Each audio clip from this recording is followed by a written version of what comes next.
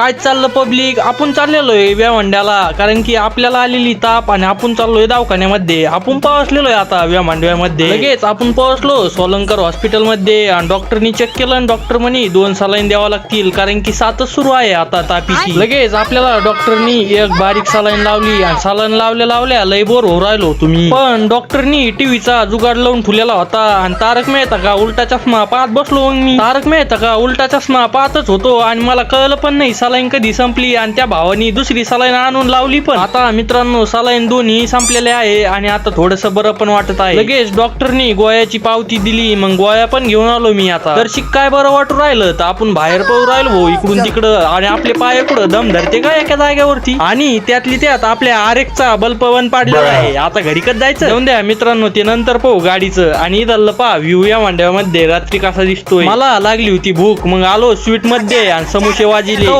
इकडं आपल्या गाडीचं काम सुरू होतं लाईट बसवायचं. आपल्या गाडीला लाईट पण बसवलेले आहेत, ते पण एकदम ओके मध्ये. लगेच आपण निघालो आपण आपल्या घरी आणि आपल्या लक्षात आलं की गाडीमध्ये पेट्रोल पण टाकायचंय भावांनो. आपण लगेच पोहोचलो पेट्रोल पंपावरती आणि तुम्हाला पण माहित असेल आपल्या RX मध्ये आपण 100च्या वर कधीच पेट्रोल नाही टाकीत. आता आपण पोहोचलेलोय घरी.